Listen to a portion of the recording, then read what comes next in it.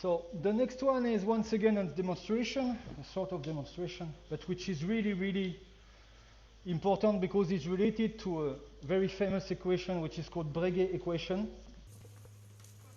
And the Breguet Equation is about the range of an aircraft, on the calculation of the range of an aircraft regarding to the amount of fuel you have in your tank. So this one is really fundamental. Okay, as an introduction, maybe some of you will be interested into presenting a propulsion project about electric aircraft. Try it if you want, but I have some reason to believe that electric propulsion is really not efficient for a really good reason. For the kind of aircraft we will study during this semester, you always have a consumption of fuel, and so your aircraft will be lighter and lighter as long as you're traveling. Okay? And so at the beginning of the flight, you will transport a lot of mass, including the mass of the fuel. But with time, and with the number of kilometers you will travel along, you will lose some weight because of the fuel that has been consumed. And so your aircraft is lighter and lighter, and this is the reason why it's really efficient to use this kind of propulsion system. But if you are using, for example, electric aircraft, which is, for example, supplied by batteries, these batteries are heavier at the beginning than at the end of flight. And so you don't have this decrease of mass, which is due to the consumption of fuel. And this is probably the reason why it will be complicated to design this kind of electrical aircraft. But if some of you are really interested into a propulsion project about that, I would really enjoy this because I don't know a lot of things about that, just this equation, and I would really enjoy this kind of presentation. It's an interesting topic of discussion. Okay? So the Brege equation.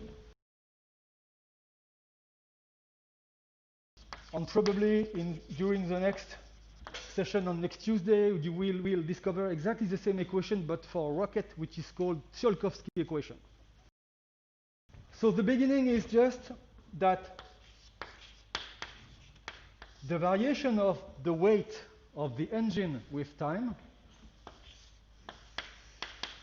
is, if I want, for example, to use the standard acceleration of gravity, times the variation of mass over time.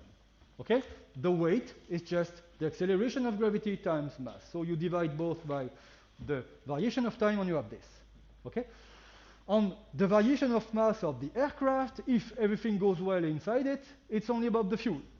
Okay? Or maybe it's because some guy is using parachutes, and maybe you are not in a really good situation. But just let this on the side for the moment. We suppose that the variation of mass is only about the fuel. And so it will go minus G0.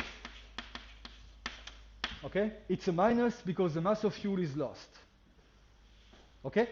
And so if the mass flow rate of the fuel is counted as a positive value, it will decrease the weight. Okay? And so the weight is decreasing with time. So the minus sign. And so from that, I can write this, for example, this way.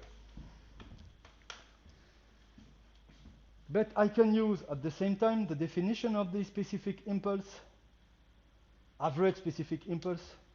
Okay? And it's possible to introduce the expression of thrust inside this, okay? Because I have the mass flow rate of fuel and I have G0. And so this can also be expressed as the ratio of the thrust over the average ISP. Okay? It's just the use of this definition.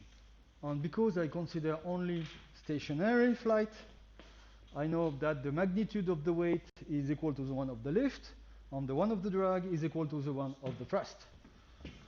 And so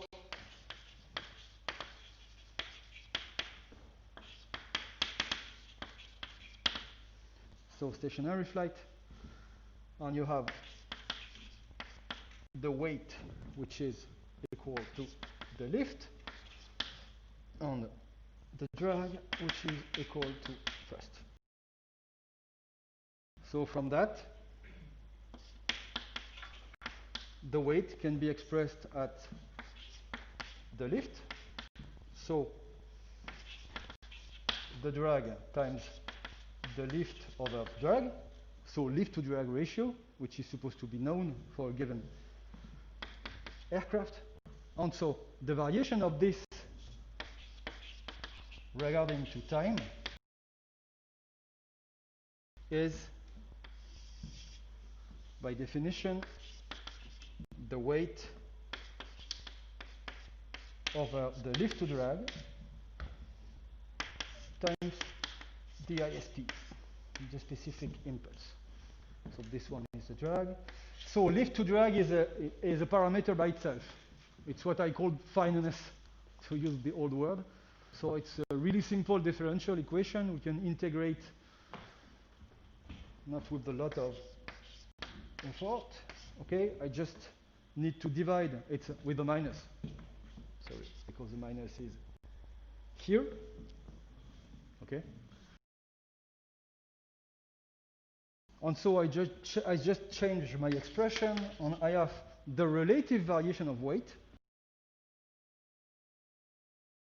lift to drag, ISP, and this one is just the variation of time.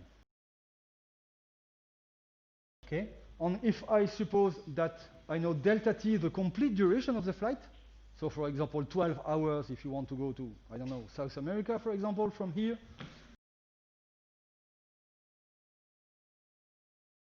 so a constant can get directly outside of the integral. Ft, the ISP is not supposed to change because it's an average value. And if I integrate dt from 0 to delta t, I obtain directly the value of the duration of the flight. The integration is really not complicated. The first part, this, because if not, it will be too complicated. From this, I have the natural logarithm of the weight at the end of the flight, after the flight duration, over the one at the initial instant, so at the beginning of the flight. And because it's a ratio of weight, it's also a ratio of mass. I just have to divide both parts of the fraction by the acceleration of gravity. So it's the natural logarithm of the final mass over the initial mass. And once again, the difference between these two masses is just the mass of fuel that has been consumed along the flight. And this one is equal to,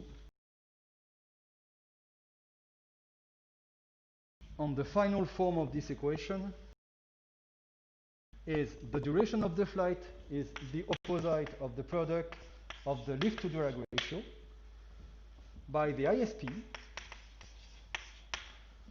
by the natural logarithm of something which is called the mass ratio. We will use this a lot in the rest, including for spacecraft. It's the final mass, the ratio of the final mass over the initial one. On this mass ratio, it's really fundamental because, for example, for any kind of space mission, we need to calculate this in order to reach the orbit we want. Okay, on the mass ratio is just the final mass over the initial one. And from that, I can calculate the range. So the distance of the travel, the length of the travel in a sort of way, just in multiplying by its duration by the average speed. Okay? The average speed of the aircraft, you multiply this by the duration of the flight, and you will obtain the range. And so I have a really simple rule, a simple equation that implies that gives us the possibility to calculate the range of the flight, considering the design of the aircraft. So obviously, the larger this value, the more efficient the shape of the vehicle, and so the larger the range you can fly with the same amount of fuel. Okay, this one is the performance of the vehicle. The ISP is the performance of the engine. It's why this performance criterion is really important. It's possible to use it directly in this equation. And the last parameter is just related to the mass ratio. So we will use this in the next exercise to calculate the amount of fuel which is needed to travel along a given distance. This is the Brege equation.